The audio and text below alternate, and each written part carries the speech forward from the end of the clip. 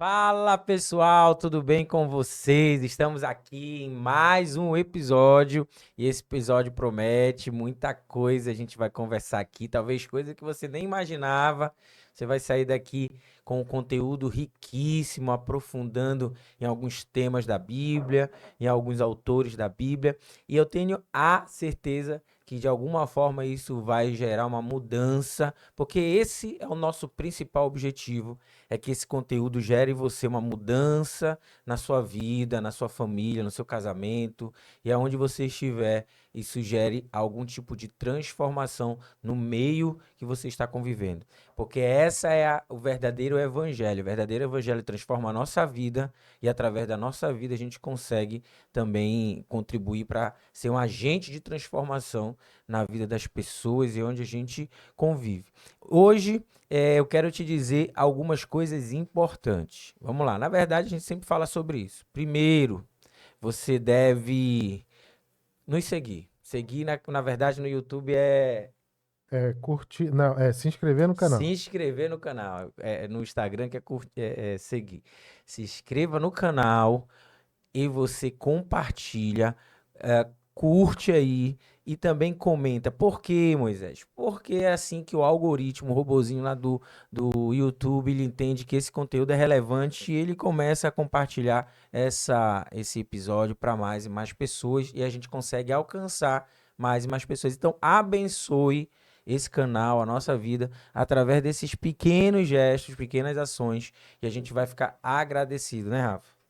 E hoje nós temos um conteúdo, como o Moisés falou, muito promissor, né? Porque são temas. A gente estava até conversando antes aqui em off, É, e você eu, deve e teve eu que até parar falei: não, rápido. para, vamos gravar, porque hoje a gente está com alguém aqui que é um autoconhecedor do apóstolo Paulo. Ai, tô Não é curioso. alguém tão velho que conviveu com ele, mas é alguém que praticamente convive com ele, porque ele estava falando agora aqui que é o dono do maior acervo, provavelmente o maior Aham. acervo paulino sobre Paulo de todo o estado do Pará, talvez, sem falsa modéstia, de outras regiões também, né? Porque ele Aham. estava falando que tem mais de 400 obras sobre o apóstolo Paulo. A gente vai falar sobre isso. Vai. Ele é historiador, teólogo e um monte de coisa a mais. Estou falando do professor Ulicélio Valente. Seja bem-vindo Seja ao bem-vindo. Completude. Fica à vontade. A casa é sua. A casa é sua. Muito obrigado. É isso mesmo. Na verdade, desde que eu estou na teologia, lá no seminário, eu defini estudar teologia paulina porque tinha lá na casa pessoas muito boas nas áreas que atuavam. Por exemplo, no Novo Testamento tinha o professor Zé Carlos, que é a sua especialidade em evangelhos sinóticos e Sim. teologia joanina, basicamente. Então, assim, é uma autoridade nesse assunto. E tinha vários professores de outras áreas, mas eu não vi ninguém em Paulo. Então, desde então, comecei a definir teologia paulina, comecei a comprar livros, materiais, ganhei muitos livros. E eu compro tudo que tem a ver com teologia paulina, qualquer assunto, literatura, temas diversos sobre Paulo. Não é especificamente teologia, mas tudo que tem a ver sobre Paulo, né? Aham. Livros apócrifos, poesias, tudo que tem a ver que seja relacionado a ele, eu em outros idiomas também, eu me viro para traduzir, peço para alguém, pago às vezes para traduzir, que eu não conheço muito bem, principalmente o inglês. Aí a gente usa as ferramentas, a gente vai se virando aí como pode para estudar a teologia paulina, né? Sim, Legal. legal. Inclusive já escreveu livros, né? Sobre o apóstolo Paulo. A gente não tem aqui porque está esgotado, né? Mas vai vir segunda edição aí dos livros, né? Já fizeste o quê? Dois livros, né? Já É, lançou dois livros sobre Paulo, não é isso? já lancei de Paulo dois livros, um livro de poesia que tem poesias relacionadas a Paulo ali, tem artigos, dois artigos em livros, e tem basicamente uns 6 ou 7 artigos só sobre teologia paulina, especificamente, que a pessoa pode consultar, né? Então eu tenho vários temas, tenho também textos em alguns canais, às vezes participação de algumas conferências, tudo relacionado a Paulo. Legal. Que legal. E o Ulisses já teve lá na nossa igreja algumas vezes, né? Palestrando e trazendo informações sempre muito interessantes. Porque, assim, a gente às vezes por exemplo, não sei, talvez para um leigo, uma pessoa não tão inteirada aí com relação a quem é a figura do apóstolo Paulo, talvez não consiga mensurar a importância dessa pessoa na história e na teologia, né? Por exemplo, muitos teólogos dizem, né, que a nossa igreja, como igreja cristã, é uma igreja muito mais paulina do que qualquer outra coisa, se a gente olhar no Novo Testamento, né? Sim. Então, como é que tu enxerga isso? Tu concorda com essa frase? Porque eu entendo que eles falam isso no sentido, por exemplo, na minha época de seminário também a gente chegou a discutir sobre isso, e eu manuseei vários textos que falavam nesse sentido, de a nossa forma de cristianismo, tanto com relação à liturgia, quanto a aspectos de crença, formas de pensar, o próprio cristianismo, é muito mais moldado a partir de Paulo do que diretamente, por exemplo, dos registros de Jesus, propriamente, né? Como é que tu enxerga isso? É curioso e é interessante, porque eu até diria que antes de ser casado, eu era casado com o Paulo, né? Porque eu tinha basicamente, e até hoje eu tenho muita influência de Paulo. Existe, inclusive, uma área específica dentro da teologia paulina que é chamada de paulinismo, que é alguém que faz a leitura de tudo, sobre tudo, a partir de Paulo, né? Interessante. Então, o Caramba. nome que chama isso é de paulinismo. Não é nem a partir, por exemplo, de Jesus. O paulinismo é uma teologia específica de alguém que segue todos os ensinamentos de Paulo. Aí eu até digo, dependendo do texto, em alguns momentos, que eu não sou um paulinista. Eu Uhum. sou um teólogo paulino, no sentido de estudar a teologia paulina, mas eu não vejo a vida, tudo por meio de Paulo. Agora, por causa de que mais de 50% do Novo Testamento ele escreveu, a igreja basicamente é formada a partir da teologia paulina, a missões do Novo Testamento, tudo que Paulo construiu depois da conversão de Jesus Cristo, e por ele ter sido o apóstolo dos gentios, especificamente o chamado para ser apóstolo dos gentios, então a igreja cresce e é formatada dentro do pensamento de Paulo, porque na verdade ele interpretou Jesus, ou talvez o melhor intérprete a respeito de Jesus. Então, e Paulo foi no Novo Testamento que falou basicamente de todos os assuntos, e liturgia, questões de doutrinas, comportamento, ética, moral. Então, acaba sendo influenciando toda uma geração e toda uma religião que é o cristianismo. Então, sem dúvida, as igrejas elas são fortemente influenciadas por Paulo. Por isso que existe pessoas que estudam, teólogos que pesquisam Paulo, que dizem que até a leitura de Paulo deveria ter uma novas releituras, porque tudo vai cair em Paulo. Todos os temas teológicos, às vezes polêmicos, porque você vai encontrar nas cartas paulinas. Então, basicamente, isso é desafiador, porque existe, inclusive, a discussão sobre a legitimidade das cartas paulinas, que é justamente para criar uma ruptura entre os textos de Paulo, justamente por causa da influência e dos textos propriamente dito que existem nas cartas paulinas, que vai de encontro muita coisa que a sociedade, que o mundo hoje abraça. Rapaz, isso é show. E como é que tu vês, por exemplo, aquilo que a gente encontra de Paulo? Tu disseste que tu tem mais de 400 obras a respeito do apóstolo Paulo. Alguém que nunca leu nada sobre Paulo, mas leu o Novo Testamento, você tem ali, através quem foi aquele pensador que disse assim, quando Pedro fala de Paulo, eu sei mais de Pedro do que de Paulo, né? Então, Eu, esse foi. só eu já vi uns 10.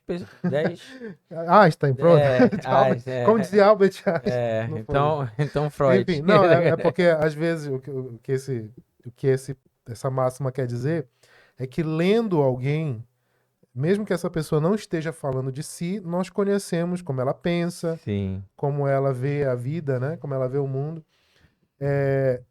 ao teu ver, quando a gente lê o Novo Testamento e lemos ali as cartas desse homem chamado Paulo, a gente consegue fazer uma leitura. Vou te dar um exemplo. Eu já vi gente falando assim: Paulo era um, um cara muito rígido, rigoroso. Eu consigo fazer essa leitura. Eu posso bater esse martelo só pelo contexto que eu vejo ali das cartas dele, ou pelo livro de Atos? Muito boa pergunta. Quando você vai ler as 13 cartas paulinas e parte do livro de Atos, quase metade de Atos fala ali de Paulo, desde o capítulo 9 vai falando ali da sua conversão, você pode traçar vários perfis de Paulo. Você vai traçar um perfil de alguém rigoroso, mas ao mesmo tempo amoroso. Sim. Pois é, eu ia chegar aí, mas continue, que eu tenho outra coisa. Aí, se ele era rigoroso ou ele era amoroso.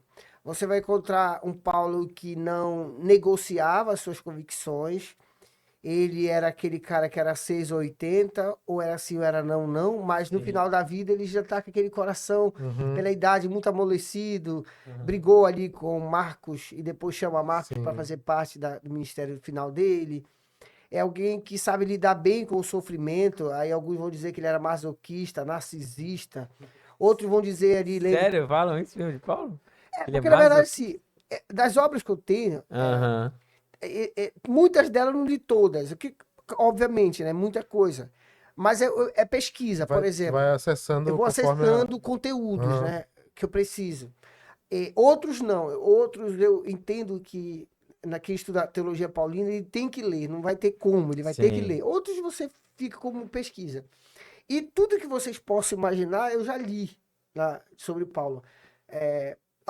Tudo relacionado a ele. Uma hora nas suas cartas, então você pode traçar um monte de perfil, só que aí vai criar muitas dúvidas em relação Sim. ao que ele era de fato. Porque parece, inclusive alguns da área da psicologia vão dizer que ele era bipolar, outros vão dizer Uhum. que era esquizofrênico, que ele era lunático. Então, todo que é tipo de material, porque não existe Até discussões. Ele era viúvo, ele era viúvo, solteiro. tudo a gente encontra.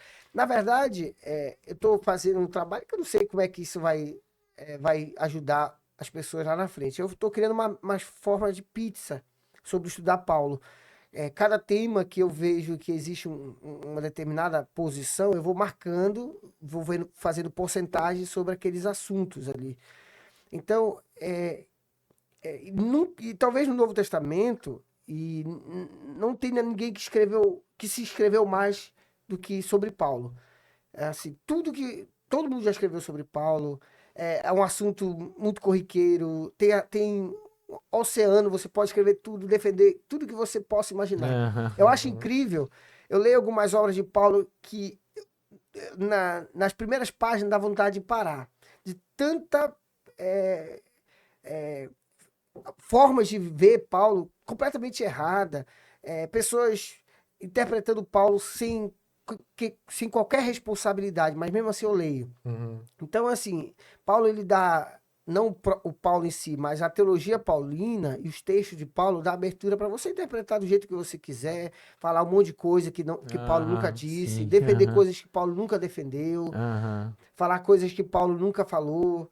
Então, assim, basicamente é perigoso por conta disso. Se você só ficar no texto ali, fazer uma leitura superficial, se você, por exemplo, fizer um exercício de pegar 7 traduções diferentes, quando você for ler as epístolas paulinas, você vai já ver uma grande diferença entre as próprias traduções. Uhum. Ah, e- Porque a tradução, ela tem que fazer opções, né? Cada tradução faz opções. Sim. Você escolhe um termo ou outro, e isso aí já muda. Às vezes abre um caminho totalmente oposto, né? Só, Dependendo do só uma caso. outra ideia, eu vi um material de Paulo recentemente que onde coloca o Paulo como homem machista. Mas quando eu olho para Paulo, Isso aí eu já vi pois muito. mas quando eu olho para Paulo, eu já vejo ele. Se eu fosse classificar ele dentro de um conceito, eu ia dizer que ele era feminista, porque ele defendia as mulheres de uma forma absurda. Não, já tem Paulo machista, Paulo homofóbico, esse aí é de praxe. Uhum. O misógino, né? Sim. Das mulheres e tal. E é interessante aquilo que tu falaste lá no começo dessa última palavra tua, por exemplo, tentar enxergar a personalidade de Paulo. Por exemplo, quando eu comecei a ter mais contato com a Bíblia de maneira séria, lá na minha adolescência, eu enxergava Paulo como uma figura extremamente rígida. Eu via nas palavras dele alguém extremamente rigoroso. Tá? Então, por exemplo, eu sempre fiz uma interpretação, isso muito particular, não é nenhuma hermenêutica, nenhum estudo exegético, mas, por exemplo, aquele momento em que ele se desentende com João Marcos, eu sempre fiquei com a sensação, pelo texto, de que ele achou que João Marcos era um cara frouxo. Tipo assim, pô, o cara não se garante, a gente tá aqui é faca na caveira o negócio aqui, meu. É pra enfrentar navio afundando, é pra enfrentar deserto, é pra gente estar submetido a qualquer coisa e o cara não aguentou. O cara não aguentou o tranco e arregou, pra usar a linguagem atual, né? Só que depois, como tu disseste, ele vai falar bem dele, vai dizer que é alguém muito útil, que tem ali dentro de um sistema lá, eles têm um esquema e tal, uma coisa em prol do reino e tudo. Então, tu começa a ver que não é talvez só uma questão ali de ter uma personalidade forte. Com Pedro também, né? Tem um momento que ele repreende Pedro publicamente, ele mesmo fala disso. Só que em outros lugares tu encontra palavras de Pedro sobre Paulo, que são palavras que não são de hostilidade, e do próprio Paulo para Pedro também, né? Então, assim, será que o apóstolo Paulo seria uma pessoa que a gente poderia entender como alguém bem equilibrado, no sentido de ele tem. Porque ele mesmo vai falar disso, a coisa de eu sou forte, sou fraco e tal, o Cristo vive em mim, não mais eu. Até quando ele diz morrer é lucro e tal, essas coisas eu acho que mostra muito alguém, o esmurro, meu próprio corpo. Ele vai usando termos que eu enxergo hoje, né? Eu enxergo alguém tentando se controlar e se equilibrando ao E longo da fala muito vida. sobre isso, né? Pois Paulo é, fala ele sobre usa muitos termos nesse de sentido, né? equilíbrio, de você, não deixar se dominar, todo mundo fala sobre essa relação, né? Todas as coisas são lícitas, mas nem todas convêm, Sim. e não se deixar dominar por elas, seja assim.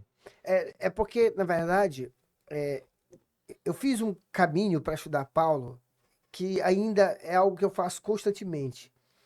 Eu estudei, além dos textos bíblicos, além das cartas paulinas, eu li muito sobre psicologia do comportamento.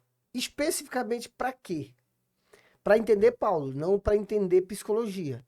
Então eu li, por exemplo, agora recente eu li só obras do Augusto Cury, li 4 sobre o comportamento humano. Né? Uma delas Aham. quando ele fala por que ele se converteu, por exemplo, dando testemunho dele no YouTube até assistir.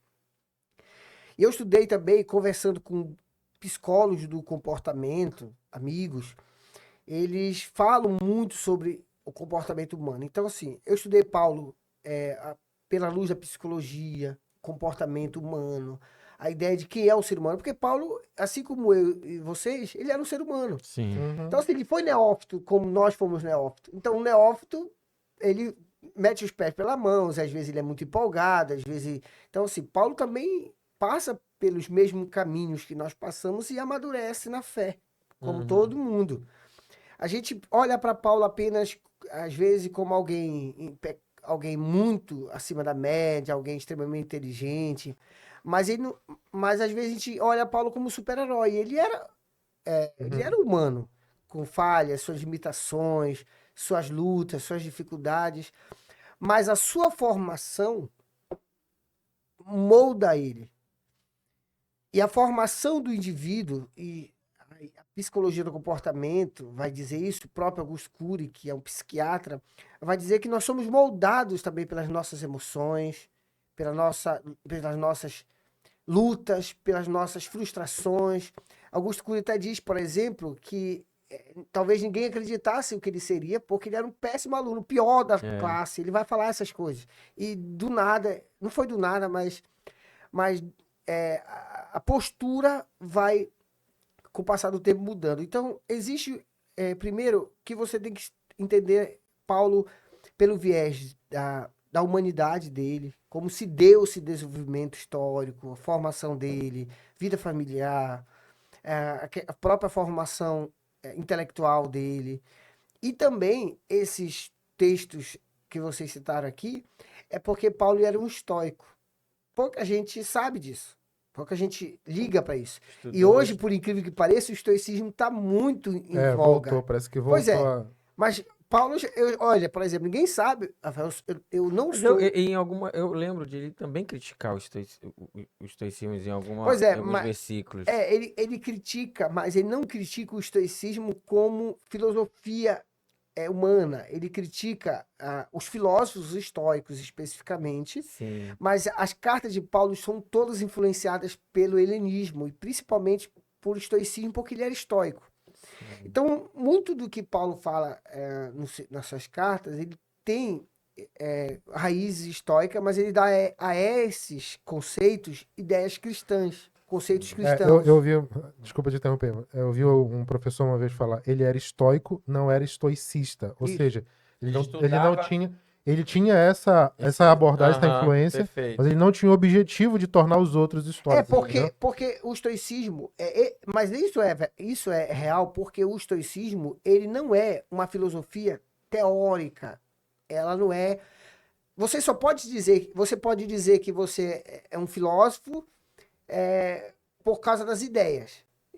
Mas para você ser um estoico, é necessário que você adote um estilo de vida. Porque o estoicismo, ele é um estilo de vida. É como você vive diariamente.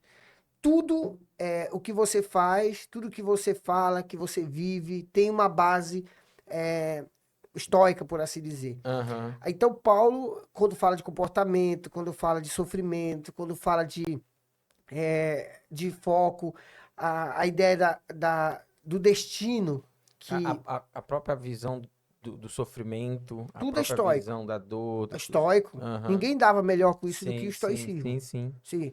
Então, por exemplo, eu por causa de Paulo, eu sou estoico, assim. Eu estudo o estoicismo, eu pratico o estoicismo, eu gosto do estoicismo, eu tenho livros sobre o estoicismo Sim. e pratico isso. Tem pelo menos uns 5 anos que eu coloco em prática aquilo que o estoicismo diz. Então, Paulo, ele tem toda essa bagagem e por isso que ele era, de certo modo, era rígido. Não, é porque o estoicismo lidava muito com foco, lidava muito com propósito, lidava Sim. muito com objetivo, Sim. lidava muito com o ideal, que você tinha que buscar aquilo e alcançar. Que a felicidade estava não no prazer, como eram os epicureus, que também era da época de Paulo, mas na busca da razão, em busca do conhecimento que moldava a sua vida, por assim dizer. Então, e, por exemplo, uma coisa que o estoicismo dizia que é estoico e que Paulo fala muito nessas cartas, que as pessoas até pensam que tudo é predestinação, mas tem muita coisa que nem poderia ser colocado assim. Que o estoico dizia que você não podia mudar o seu destino. Que você já nasceu com o destino traçado. Que você já tinha que fazer aquilo. Que você já deveria... Tudo que você fez é porque já estava O destinado para estoico você. fala isso. Estava Só escrito que- nas estrelas. Só que tem um versículo que Paulo fala que Deus escreveu o nosso destino, nossa história, e que muitos teólogos que estão ligados à parte calvinista pegam esse versículo dizendo que existe essa relação da predestinação, Eleição, da predestinação. eleição e tal, predestinação e tal, eleição. Então, será que tem a ver também com essa relação? Porque é parecido, né? Sim, A ideia. isso é influência estoica. Nós temos, por exemplo, principalmente em Romanos, uma outra questão de influência helênica, que são os textos diatríbico, que nós chamamos de, hoje conhecido como oratória, que é o método que Paulo usou nas suas cartas. Quando o método diatríbico, por exemplo, poucas pessoas usavam. Eram pessoas que realmente estavam preparadas para conversar publicamente com qualquer pessoa, em qualquer lugar, e ele pudesse argumentar a ponto de que ele pudesse vencer qualquer debate. Então, por exemplo, Paulo usa, por exemplo, nessas cartas, muito desse método. Quando ele diz, por exemplo, quando ele faz a pergunta, quem nos separará do amor de Deus? Você pode... como é que você contra-argumenta? Não, existe algo que pode nos separar. O quê? Não tem. Então, Paulo... Então, quando você vê Paulo, você tem que enxergar nas cartas também o Paulo formatado, Paulo que tem uma formação, que tem um estilo de vida. Paulo, por exemplo, ele já nasceu em berço de ouro. Eu ia já fazer uma pergunta de curiosidade disso aí. Continua aí, Então, que por pode ser. exemplo, ele não foi alguém pobre. Não, pois é. Deixa eu fazer minha pergunta e tu Sim, vai... Porque aí se for, tu sim. já acopla aí. Vamos lá. Eu quero que tu explique isso. Por que que Paulo não foi alguém pobre? Isso envolve a cidadania romana dele, de alguma maneira. Uhum. E, e isso talvez explique como ele fez as viagens missionárias que ele fez no momento em que não havia cultura de você ter ninguém ofertando e Sim. sustentando esses missionários. Sim. Tá tudo nesse bolo aí? Tá, porque ó, veja que coisa interessante. E talvez por isso Paulo era, de certo modo, radical. Radical não no sentido é, da terminologia da palavra, radical no sentido de que Paulo era alguém determinado. É alguém que, uma vez que ele tomou uma decisão de viver para Cristo, a única coisa que interessava a ele era isso. Por quê? A sua família, investiu pesado em Paulo para que ele se tornasse um mestre por excelência. A cidade de Tarso, onde ele nasceu, tinha aproximadamente 500 mil habitantes naquela época, e lá ficavam as melhores escolas de filosofia do mundo da época. Inclusive, no último podcast, tinha um filósofo lá, mestre, ele falou isso, confirmando, inclusive. Não existia, na época, escola filosófica como tinha em Tarso, só tinha lá. Só que para você estudar nessas escolas filosóficas, não era como é hoje, você faz uma prova. Não, era extremamente difícil para você estudar numa escola dessa. E basicamente tinha muito recurso envolvido. Então você estudava nas escolas filosóficas e isso pagando, investimento.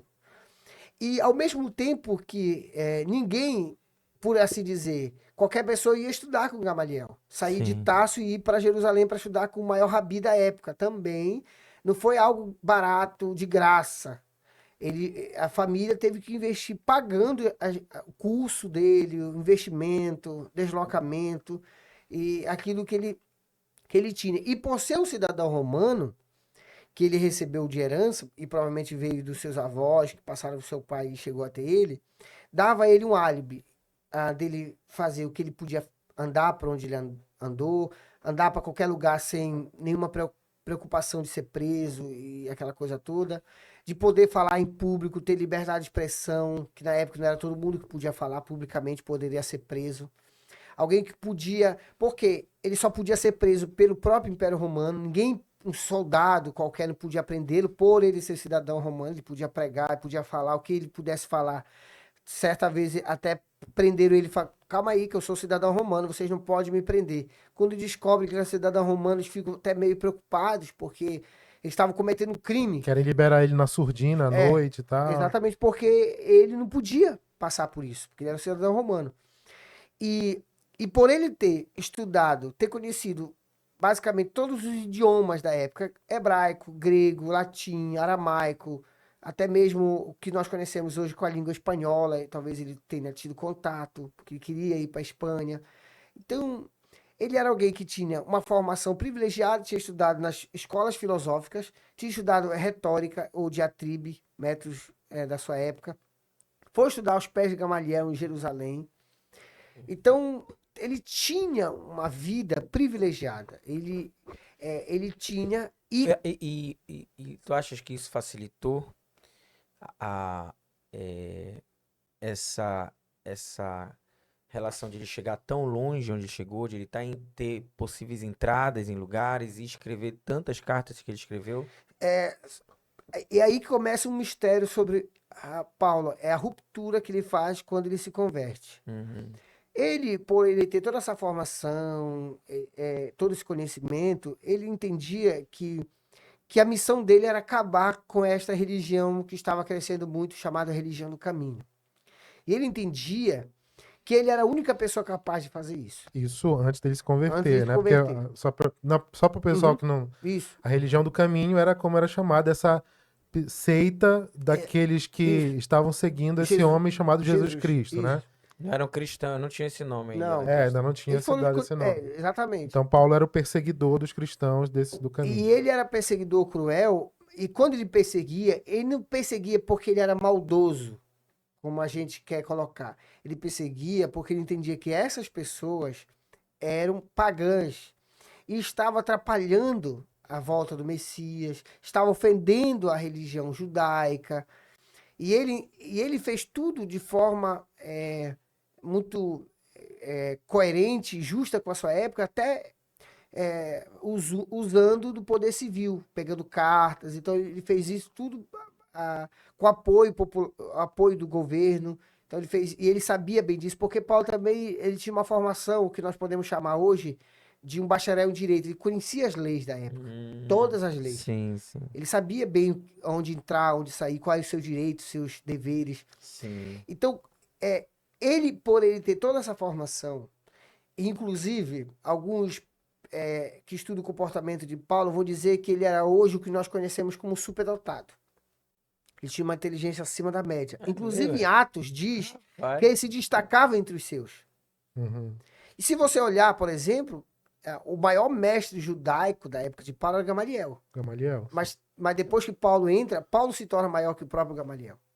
O maior representante da teologia Não, judaica é o próprio Paulo. Ele mesmo, quando ele Uhum. vai fazer a defesa Sim. dele, ele toca, a gente percebe que ele não quer entrar muito nisso para não se ufanar, mas ele fala sobre essas coisas, né? Agora, por que ele fala sobre isso? Porque a gente esquece que Paulo era um ser humano.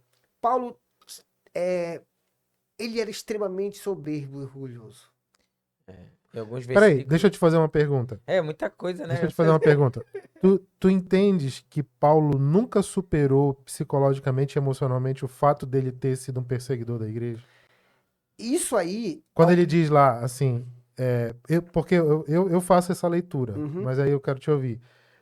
Quando ele fala assim, dos pecadores, Eu sou o pior. eu me coloco como o pior, o maior. Eu vejo eu enxergo esse link aí. Alguns, inclusive, eu tô lendo agora o livro que foi publicado esse ano, sobre teologia paulina, porque eu sempre vou lá na Paulus, né?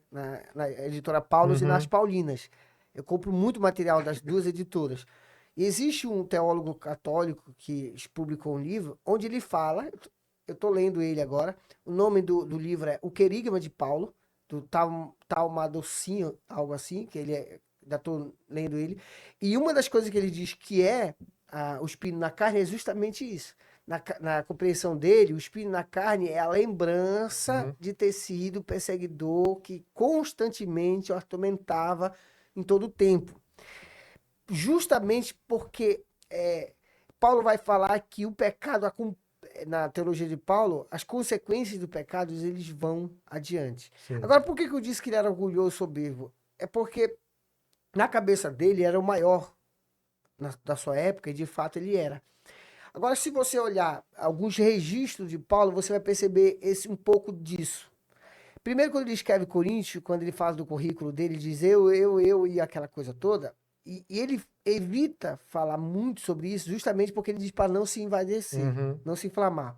Por quê? Porque o orgulho é muito natural de alguém que tem uma vida estruturada, tendencioso a ser, não que seja, né? Alguém que tem recursos, alguém inteligente. Então, ninguém em sã consciência vai dizer que o inteligente não tem a tendência de ser orgulhoso. Ele tem. Se ele vai ser, é outra coisa. Sim, sim. Mas ele tem justamente porque é o que o Augusto Cury vai dizer. A nossa vida molda a gente, nosso caráter, nossas emoções, né? Então, aquela coisa toda. Então, ele era extremamente orgulhoso e soberbo. Quando ele se converte, que ele passa 3 anos ali no deserto, com o Senhor Jesus, 3 anos. Porque para ser mestre naquela época, tinha que passar pelo menos 3 anos. Ele se converte ali na estrada de Damasco e passa 3 anos. E esses 3 anos estava fazendo o quê? Aprendendo com o Senhor Jesus. O Senhor Jesus chamando, Paulo, vem cá. Vem cá. Olha só, quando ele se converte, ele volta para Jerusalém. Quando ele chega em Jerusalém, quem eram os líderes lá em Jerusalém? Pedro, Tiago e João. Pois é, ele fala, ele dá uma pitada, eu acho, desse orgulho aí, né? Ele diz, olha, Ele chega lá, peraí. eu não fui aprender com Peraí. eles. Ele chega assim. Eu fui aprender direto, né? Peraí. Não, ele chega em Jerusalém, aí ele vê Pedro, Tiago e João, 2, 3 pescadores, menino, besta, não sabiam nada. Só que ele chega em Jerusalém e quer mandar. Ele já chega querendo mandar lá. Aí, o que acontece? A igreja diz, não, Paulo, aqui tu não vai ficar, não. Queriam mandar ele de volta, que ele saísse da igreja e não quis sair, não. E o próprio texto vai dizer em Atos que o Senhor falou, Paulo, sai daí. Ele falou, não, senhor, não vou sair, não. Aí, o que fizeram? Reuniram e mandaram ele de volta para Tarso. Diz os historiadores que ele ficou entre 10 e 13 anos esquecido lá em Tarso. Sem saber o que ele fez nesse período, ninguém sabe. Depois desse tempo, Barnabé chama ele. Aí, o que a gente entende? A gente olha para o texto de Paulo, a gente acha que ele foi sempre líder. Não, ele teve que passar por a escola da liderança. Ele foi liderado por Barnabé. Barnabé instruiu ele, discipulou ele, treinou ele, cuidou dele. Caramba. Uhum. Barnabé que era o líder, não era ele. Então Paulo aprendeu isso aí. E esse homem orgulhoso se torna um homem humilde. Ele considera o maior dos pecadores, ele se considera o menor, que não deveria nem ser chamado de apóstolo, justamente por conta disso. Porque quando ele diz que ele se considerou tudo perda por causa de Cristo, ele está dizendo que todo conhecimento, tudo que ele tinha, que ele possuía, que ele adquiriu, não valia nada se não fosse para o Senhor, se não fosse para que o nome dele fosse glorificado. E o que mais interessante é que o homem rico, poliglota, inteligente, conhecia a cultura, conhecia a geografia, conhecia as leis, conhecia tudo, teve que aprender a algo que ele nunca havia aprendido até então, que era a lição, a escola de formação de todos os apóstolos bíblicos, que era o que nós podemos chamar de deserto. O que ele foi aprender? Aprender que tudo dependia do Senhor e nada dele, que a obra quem faz era o Senhor, não era ele, que era apenas um instrumento usado. Ele passou a ser sustentado pelas igrejas. As igrejas passaram a sustentar e a cuidar de Paulo. Paulo sequer... porque ele largou tudo por causa de Cristo. Ou seja, agora ele ia ter que viver das igrejas. As igrejas ajudaram Paulo, sustentaram ele. Ele virou dependente, completamente dependente da graça do Senhor. E ele diz mais que por causa de Cristo, ele passou tudo o que ele passou. E que, na verdade, quando o Senhor chama Paulo, a gente não olha, às vezes, para esse texto. Qual era o principal chamado de Paulo, além de apóstolos? Lá em Atos 9,15 diz, vai... padecer pelo meu nome. Padecer por causa do nome de Cristo. Paulo já tinha consciência que este era um dos seus ministérios, que ele tinha que sofrer por causa de Cristo, para que o nome de Cristo fosse glorificado por meio do seu sofrimento. Deixa eu pegar um gancho aí, te fazer uma pergunta. Porque, assim, vamos lá. Quando ele faz um apelo a César, sou cidadão romano, não vou deixar isso aqui barato, eu apelo a César. Ou seja, eu quero que o meu processo suba lá pro STF de Roma, quero que chegue lá. Ele, no começo, eu não vejo que isso ficou muito claro, mas no decorrer do processo, vai se revelando que quanto mais ele chega perto de Roma, quanto mais ele se aproxima de Roma, mais ele se aproxima do fim dele. Inclusive, tem profetas que vão chegando, né, e vão dando essa profecia para ele, alguma coisa assim, né, e vão dizendo, olha, Roma, se você chegar em Roma, ali é o fim para ti e tal. E ele mostra assim que mesmo assim ele está convicto, é isso, ele está seguindo no caminho, é isso que ele faz. Será que ele fez isso com a intenção, sabendo que ele estava indo para um caminho de morte, vamos dizer assim, mas era o caminho de Deus para ele? Ou ele talvez fez isso por uma questão mesmo humana, de cidadania, de querer e tal, como talvez uma estratégia de chegar com o evangelho em Roma, e no meio do caminho ele descobriu que na verdade ele ia para lá para morrer em um momento ou outro? Esse texto está registrado ali em Atos, capítulo 21, e vai até o capítulo 26 desse episódio. Ali tem um profeta chamado Ágabo. O profeta tem uma visão e diz assim: Paulo, não vai para Jerusalém. Que se eu tive uma visão assim, assim, e se você for, você vai ser preso. Ele olha para ele e diz assim: ei, por que vocês estão atemorizados? Eu não só estou disposto a ser preso, como morrer por causa de Cristo. Uhum. Paulo entendia, ele tinha consciência que foi para isso que ele foi chamado. Para que por meio dele o evangelho fosse plenamente pregado e todos os gentios ouvissem. E que necessariamente passava por isso, pelo sofrimento e pela sua própria morte. Ele tinha consciência disso. Então, tudo que ele fez foi consciente, sabendo que era para isso que ele fez. E tem muita gente que não sabe. Por exemplo, lembra que a pessoa chama o Paulo, por exemplo, Paulo era machista, misógino, homofóbico. Por que Paulo não casou? Presta atenção. Uma coisa é se ele era casado antes de se converter. A gente sabe que durante o ministério ele permaneceu solteiro, ok. Agora, por que ele permaneceu solteiro?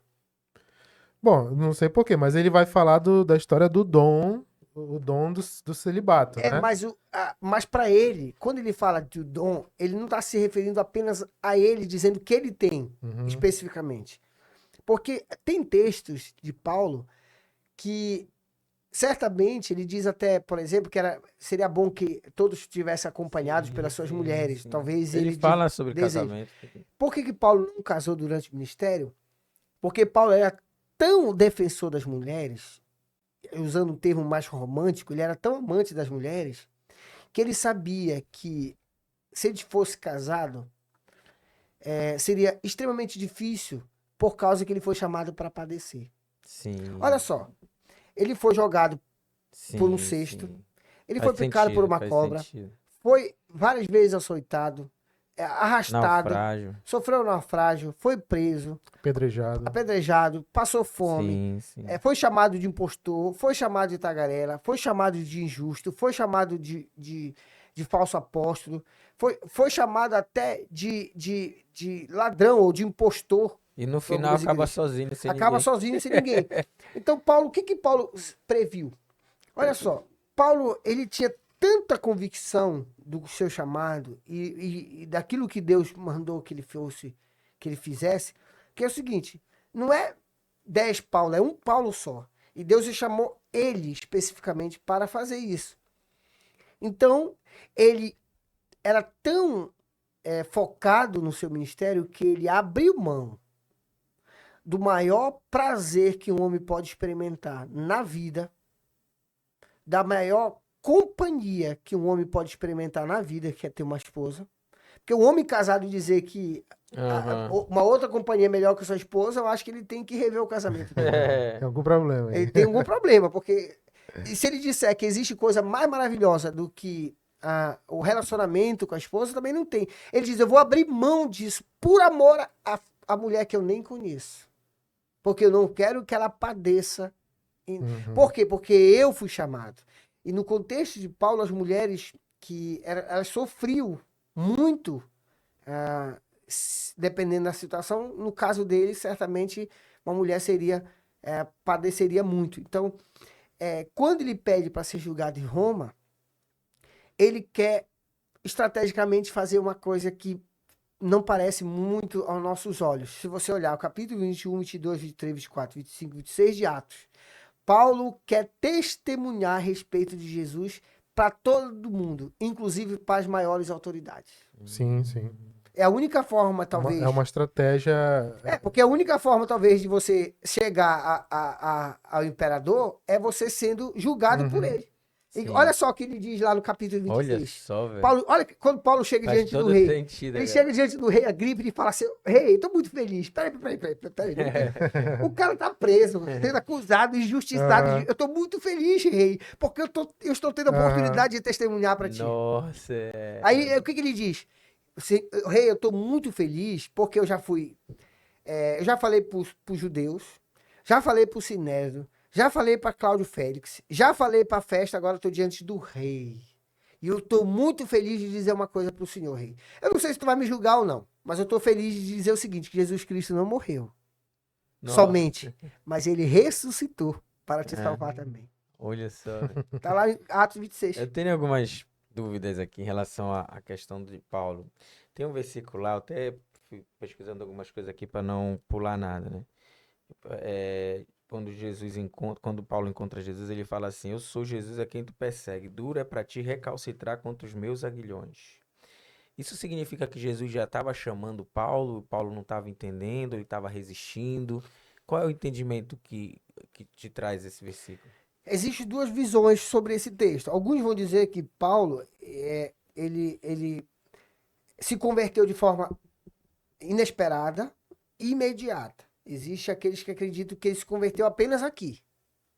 Outros dizem que Deus foi trabalhando nele há muito tempo. Desde muito tempo, quando ele ouviu, por exemplo, por meio de Estevão, alguns vão dizer. Sim. É porque tem Uhum. uma coisa curiosa, que é no momento em que ele tem um encontro com Jesus ali no caminho para Damasco, ele usa a palavra Senhor para se referir com esse ser que ele ainda não tem a revelação total de quem é, né? Isso. Quem é? Então, ou ele teve uma percepção muito rápida, ou já tinha alguma coisa acontecendo ali, né? Então existem essas duas possibilidades. Mas o mais interessante nesse texto não é nem isso, é o seguinte. Quem é que diz que todo joelho se dobrará e toda língua confessará que Jesus Cristo é Senhor? Quem que fala isso? O texto, especificamente, a pessoa que fala no Novo Testamento isso. Agora foi. É, Peraí. Paulo. Paulo. Sim. Aí, Paulo, sim, todo joelho se dobrará e toda Toda língua confessará que Jesus Cristo é o Senhor. Senhor. Isso. Deixa... Aí o que acontece? Por que o texto diz assim? Paulo, Paulo, ou Saulo, Saulo, por que tu me persegues? Duras coisas eram tu incalcitrares contra o aguilhão. Ele era um Isso. instrumento usado para amansar um touro bravo. Era o Isso. único instrumento, na verdade. Olha só. Paulo, ele era tão acima da média que, vamos imaginar assim, se você pegasse. Não é todo mundo, não é todo dia que nasce um Isaac Newton, um Albert Einstein, um Sim. Leonardo da Vinci. Não é todo dia. Hum. Não é todo dia que nasce esses caras geniais que o mundo teve. E meu irmão, na época de Paulo, não tinha igual a Paulo. Não tinha ninguém que pudesse conversar com ele de forma aberta e tivesse como dialogar com ele, convencer ele sobre qualquer coisa. Porque todo assunto que você provavelmente fosse falar com Paulo, ele sabia. Ele sabia geografia, sabia cultura, sabia a língua, sabia direito, sabia tudo. Tudo. Filosofia. Então, Estevão pregou para ele, foi morto. Ele, inclusive, voltou a favor. Todo mundo que talvez fosse falar com ele, todos ele vencia os debates. Ou seja, não tinha ninguém que convencesse o Paulo que ele estava errado. Porque ele era extremamente inteligente, soberbo, orgulhoso. Ninguém tinha o conhecimento que ele tinha. Sim. Quem é que... E às vezes nós somos assim. Que a gente tem formação, que a gente tem um estudo e a gente pensa... A gente tem dificuldade em relação à área do nosso conhecimento de aceitar qualquer coisa. De ouvir qualquer coisa. Isso é normal. Felizmente é assim, ou infelizmente para alguns, mas é normal. E o que acontece? Todo mundo que foi pregar para Paulo não deu certo. O Senhor Jesus, peraí, deixa eu mesmo falar. Vamos ver se comigo ele tem argumento. Sim, sim. Uhum. Será que ele consegue, num debate, ele me vence? Aí o Senhor basta falar assim, Saulo, Saulo, por que tu me persegues? O que acontece? Aí estou escrevendo vários textos sobre Paulo, né? Um deles é se ele caiu do cavalo, quero espinho na Pois é, o carne. pessoal fala que isso. O texto não fala da questão da queda do cavalo. Provavelmente assim, porque o transporte de Jerusalém ali para Damasco não era tão perto assim. Então, provavelmente era um Sim, cavalo ou um entendi. tipo de animal. Sim. Mas o texto diz o seguinte, que ele cai de joelho, de rosto, como se fosse rosto em terra. E o Senhor Jesus, mesmo ele não sabendo de forma específica quem falava com ele, sabia que era o Senhor. Pois é. Pela própria voz. E por isso ele diz que, ou seja, Paulo diz, quando ele diz que todo joelho se dobrará e toda língua confessará que Jesus Cristo é Senhor, porque naquele dia não tem esses grandes, esses ateus, esses cientistas, esses seja quem for, ele pode ter todo o conhecimento. Aqui, talvez a gente que é muito limitado não convença ele que Jesus Cristo é o Senhor, que ele é Deus, mas naquele dia ele vai ter que confessar. Que ele não, diante de Cristo, todo mundo vai ter que se dobrar. Todo joelho vai ter que se ajoelhar e confessar que ele é o Senhor. Porque quando o Senhor Jesus Cristo se revela, tudo muda. Todo conhecimento evapora. Porque não há conhecimento maior do que conhecer o próprio Cristo. Ele sim já é o conhecimento pleno e máximo. Ele é o verbo, né? E é isso que... É por isso que ele vai dizer, ele considera esterco, né? Isso. Aí por isso que ele diz, Aguilhão, ou seja, deixa que eu Sim. mesmo... Então, assim, o maior dos homens, na época, talvez um dos maiores homens da história da humanidade, apenas ouvindo a voz do Senhor, se converte. Sim. E outra coisa que eu tenho, quando tu vais falando aí, eu vou lembrando de alguns versículos, aí muitos já foram falados aqui, um que me chama muito a atenção é que ele diz que ele esmurra o corpo dele, não, contudo eu esmurro meu corpo e faço dele meu escravo para que depois de ter pregado aos outros, eu mesmo não venha a ser desqualificado. E aí eu entendo que muitos desses versículos, Paulo parece que se preocupava muito em relação a não a não ser dominado pela aquilo que ele era muito bom. Tinha vezes que ele falava, olha, eu quero que o Espírito Santo convença vocês e não minhas palavras. Então é perceptível isso quando a gente lê sobre Paulo, que ele lutava muito contra essa relação do ego, da arrogância, do conhecimento que ele tinha, por vários versículos que ele... Sim, com certeza. E além disso, Paulo, ele também enfrentava o inimigo que todos nós enfrentamos. Só que talvez na cabeça de Paulo era mais latente que a nossa. Por quê? Porque nós vivemos uma época muito diferente de Paulo, que é os três inimigos que o próprio Paulo fala, que é o diabo, a carne e o próprio eu. Sim. Então Paulo lutava com duas coisas muito fortes, que era ele mesmo, era a própria carne, a carne e ele mesmo. E para Que é isso, doido, né? Que ele separa carne e eu, né? e separa. Mas o que ele diz? Então ele Do se ego, né? priva de muitas coisas, porque quando ele diz que tudo lhe podia, mas nem tudo convinha, era justamente por quê? Porque ele se previa de prazer, de mordomia, de conforto, de tudo que para que ele não se envaidecesse, para que ele não criasse uma ilusão que nós criamos, que quem nos dá as coisas é o nosso trabalho, é o nosso esforço, é porque nós somos inteligentes, é porque nós passamos no concurso público, é porque Sim, eu sim. estudei na Federal, ou na UEPA, ou estudei... Tudo fui eu, foi meu esforço, tá? Tudo bem, mas a gente sabe pelas escrituras, até mesmo aqueles que não conhecem as escrituras, que não têm qualquer vínculo com ela e não aceitam ela, que a gente sabe que é o Senhor que dá isso a eles. Que é o Senhor que dá inteligência, capacidade. Perfeito. Então, Paulo abria mão de que ele entendesse isso. Que isso não fizesse parte da vida dele. Que esse falso entendimento, essa falsa compreensão, não tomasse o seu coração. Sim. Que não tomasse lugar. Então, ele tinha privações dele mesmo de ter muitas coisas por conta disso. Ele dizia, eu sei ter, eu sei não ter. Sim, eu sei que a gente tem pouco tempo aqui, mas eu tenho mais de 50 dúvidas rapidinho aqui, né? Quando eu acho, porque quando a gente vai ler algumas coisas sobre Hebreus, muitos não, alguns pesquisadores dizem que pode ter sido Paulo que tem escrito Hebreus. O que tu acha em relação a isso? Alguns, hoje, quem estuda teologia paulina, já unanimidade que não foi ele que escreveu, mas que foi alguém associado a ele. Sim. Um discípulo, alguém que foi treinado por ele, como Lucas, por Timóteo. exemplo, Apolo, Timóteo, até mesmo não. Priscila, alguns dizem que Aham. foi ele que escreveu. Mas hoje é muito difícil, porque existem elementos em Hebreus que eu sempre tenho notado, mas aqui não está falhando a memória, que Paulo nunca falaria. Não faz parte da sua teologia, coisas específicas, bem pouco, mas que tem no livro de Hebreus. Entendi. Então, e a outra coisa é que Hebreus foi muito bem escrito e Paulo não escreveu nada. Paulo nunca escreveu nada. Nenhuma das 13 cartas foi o Paulo que escreveu. Alguém escreveu. Foi um amanuense que escreveu.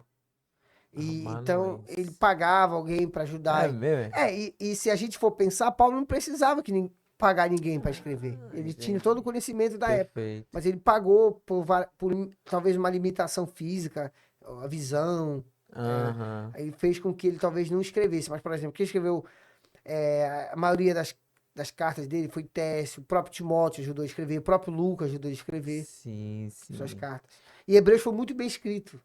Por isso que alguns dizem que foi Lucas, porque os 3 livros mais bem escritos do Novo Testamento é o Evangelho de Lucas, é o livro de Atos e Hebreus. O Aham. negócio de Hebreus é que o, o autor, ou aquele que concebe o texto, ele obviamente tem muito conhecimento com relação à questão sacerdotal. Uhum. Aí eu acho que a chave tá meio aí, né? Sim.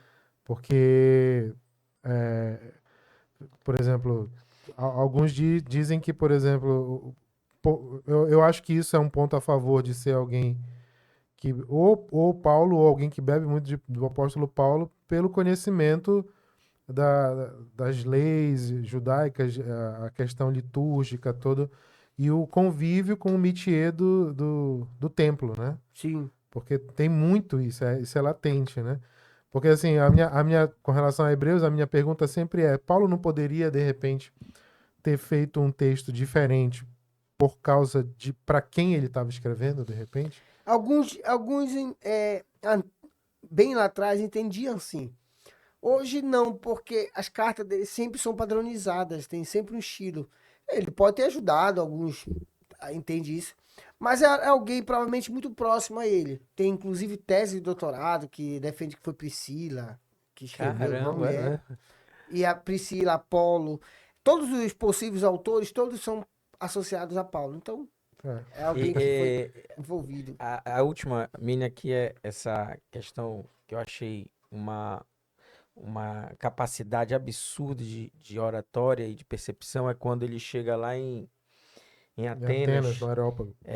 e ele diz assim: eu quero apresentar para vocês Deus esse desconhecido. Deus desconhecido.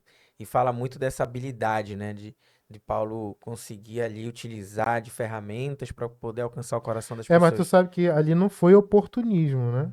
Tu acha Ali que não? foi, né, Ulisses? Ali tem o conhecimento dele que Sim. trouxe E essa. aí, é isso que eu queria saber, né? Essa relação, será que foi intencional dele? Ele sabia utilizar as palavras e tentar alcançar as pessoas? E outra, algumas pessoas tendem, de forma histórica, a explicar o que que aconteceu para subir esse altar desse Deus desconhecido. Tu tens algo nesse sentido de literatura? Tenho, assim, eu tenho até um livro agora recente, o pastor Hernandes escreveu sobre isso, O Deus Desconhecido, Sim. também teologia paulina, né?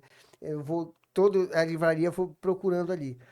Paulo, ele não era oportunista, como ele já falou, ele era estrategista, Sim, sim, nesse sentido. ele era extremamente estrategista. Ele usava o conhecimento que ele tinha, e o conhecimento, todo tipo de conhecimento possível, para alcançar as pessoas. Então, ele era extremamente catedrático, Sim. inteligente. Uhum. Quando ele chega lá e vê em que eles acreditavam, o que, que ele aproveita? Diz assim: olha, esse Deus desconhecidos que vocês adoram, eu conheço ele. Eu quero apresentar para vocês de uma outra maneira, para que vocês tenham pleno conhecimento de quem é esse Deus desconhecido. Então, ele usa a cultura, ele usa a geografia, ele usa o próprio conhecimento das pessoas naquela época. Então, Paulo, diferente talvez de nós usamos muitas estratégias, mas às vezes a estratégia não funciona. Por quê? Sim. Hoje tem muitos métodos de crescimento de igreja, mas mesmo assim tem igrejas que adotam e não crescem. Por quê? Porque Deus não unge métodos. Deus unge pessoas. Uhum. Perfeito. Deus dá às pessoas os melhores métodos. Então, assim, Paulo sabia disso. Então, Deus dava para ele as estratégias, Sim. os métodos de alcançar as Muito pessoas. forte. Uhum. Que não é a mesma coisa de oportunismo. E as pessoas confundem. É que Paulo, ele sabia entrar e sabia sair. E ele sabia se relacionar com as pessoas sem ser influenciados por elas. Pelo contrário, influenciar elas, Sim. mas sem deixar de ser alguém que realmente entendesse as pessoas. E essa era o diferencial. Paulo entendia as pessoas, a época que ele estava vivendo, Aham. as ideias das pessoas, o conhecimento das pessoas. Paulo, ele sabia o local onde ele estava inserido, as cidades onde ele chegava, ele procurava conhecer a Sim. cidade, a geografia, os locais, as Sim. pessoas, a cultura, a língua. Então, Paulo, ele era esse camarada diferenciado, estrategista. Então, nesse caso, ele aproveitou a deixa daquilo que eles acreditavam no Deus desconhecido para pregar o Deus conhecido. Uhum, show. Sério, nosso tempo esgotou, mas aí eu quero te deixar uma pergunta final. Qual a relevância desse conhecimento a respeito desse homem tão importante, Sim. principalmente por aquilo que Deus fez através da vida dele e faz, para nós hoje, enquanto cristãos, as igrejas e tudo que a gente tem como cristianismo? É extremamente importante e relevante. Agora, isso tudo depende qual a leitura que você vai fazer sobre Paulo. Por exemplo, onde eu tenho ido, eu tenho dito que a minha visão sobre Paulo é uma visão ortodoxa. Sim, eu não vejo Paulo como muitos teólogos modernos vê. Então, assim, e por incrível que pareça, apesar de ser jovem, aquela a idade, o pessoal diz assim, mas tu não deveria ser ortodoxo.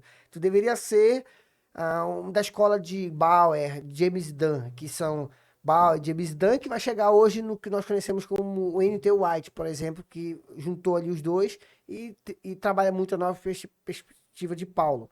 Eu não sou nem ortodoxo, nem liberal em relação a Paulo. Então, dentro de uma visão ortodoxa, uma visão cristã, do qual eu entendo que é saudável para toda e qualquer igreja, eu acho muito difícil uma igreja permanecer sadia se não ter uma visão ortodoxa em relação à teologia paulina, em relação às cartas de Paulo, em relação aos textos de Paulo, porque vai desencadear uma série de questionamentos e dúvidas, caso Paulo, por exemplo, não tenha escrito as cartas pastorais, como muitos defendem que não foi ele que escreveu. Nossa. Sim, 1º e 2º Timóteo e Tito, tem lutas ferrenhas que não foi Paulo que escreveu. As de prisões, Sim.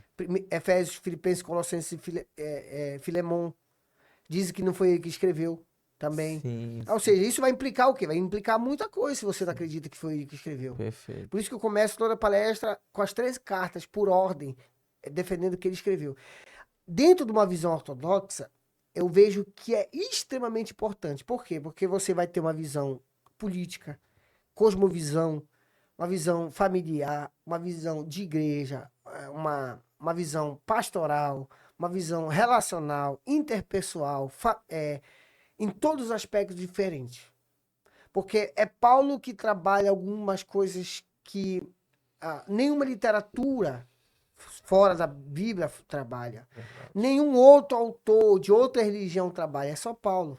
Quando a gente olha e vê o amor pela palavra de Deus, o amor pela igreja, o zelo pela igreja, o respeito às autoridades instituídas por Deus, como o pastor, por exemplo, o diácono. Quem fala muito disso é Paulo nas cartas dele. O zelo pela família, o respeito pela família, por Deus, a importância que você dá naquilo que é mais importante, que é a pregação do evangelho, e também a moralidade, a ética, a piedade, a comunhão com as pessoas. Então, isso, sem dúvida, faz toda a diferença na vida de Paulo. E mais do que isso, certezas.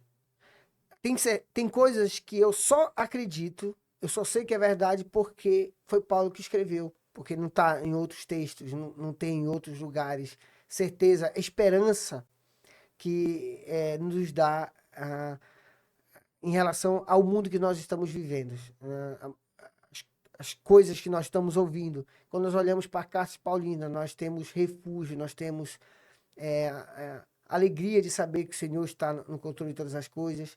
E eu vou encerrar dizendo o texto de Filipenses, capítulo 1, versículo 12, que é um dos textos favoritos meus sobre Paulo. Eu quero, os irmãos, que vocês saibam que as coisas que me aconteceram têm antes contribuído para o bem do evangelho. Significa que tudo que acontece na vida do cristão é para que o evangelho seja anunciado, seja pregado, seja falta de alimento, seja falta de vestimenta, seja a liberdade, seja estando preso, seja sofrimento, não importa o que você esteja passando por causa do evangelho. Uma coisa em Paulo é você sofrer por causa do seu pecado. Isso é consequência dele, é do seu pecado, não é porque você está sofrendo por sofrer, é porque você matou alguém e você vai ser preso. Infelizmente, ou felizmente, a lei diz que isso tem que ser preso mesmo, matou tem que ser preso. Mas Paulo diz agora, por causa de Cristo passar por isso, não é perda, não é privação, é privilégio, é ganho. Então veja como a Sim. teologia paulina nos ajuda É. em saber que, apesar de tudo que a gente está passando, que a igreja tem passado, mas é porque o nome do Senhor vai ser glorificado por meio de tudo isso. Amém. Então, eu acho que, de certa forma, mesmo a gente, na nossa contemporaneidade eclesiástica, vamos dizer assim, a nossa igreja atual, moderna, né, contemporânea, mesmo a gente tendo sido moldado em muitos aspectos a partir da teologia ou da visão paulina, eu acho que a gente ainda precisa resgatar muito dessa essência do discurso de Paulo, né? De, para mim, o viver tem que ser Cristo, e aí até o morrer se torna um Porque lucro, né? o viver para Paulo é Cristo e o morrer é lucro, mas o morrer só é lucro para aqueles que o viver for Isso, Cristo. Porque se o viver não exato. for Cristo, a morte é perda. Isso, Perfeito. é isso aí. Nossa, gente, Muito eu bom. tô aqui, eu tenho mais umas 50 perguntas, mas vamos colocar isso para um segundo momento. Falar sobre esse tema foi bem inspirador para mim aqui. É engraçado que aí eu fui, a conversa foi rolando, parece que eu fui entendendo alguns versículos, ou então fazia mais sentido outros versículos para mim, foi bem bacana. Que bom. Eu espero que tenha sido assim também para quem acompanhou a nossa conversa aqui, né? Ulicélio, muito obrigado pela tua presença aqui. Espero que a gente possa marcar uma outra vez, fazer um Vamos, volume 2 aí. Sim, vamos prazer. Tal. Quando lançar a segunda edição dos livros aí, vem aqui pra gente perfeito. falar deles e tal, certo. porque tem muita coisa ainda para Sim. falar, né? Mas aí Nossa. eu espero que isso já possa ter dado um gostinho, que mais gente sinta. Vou ler de novo esse negócio aqui. Vou voltar lá pro Novo Testamento, dar umas lidas e tal. Mas é isso. Muito obrigado pela tua presença. Que Deus abençoe aí todo o teu ministério, toda essa trilha. Amém, amém. Gente, ficamos por aqui com gostinho de quero mais, mas eu agradeço a tua presença aqui, a tua atenção e até o próximo episódio Completude na tua vida. Tchau, tchau.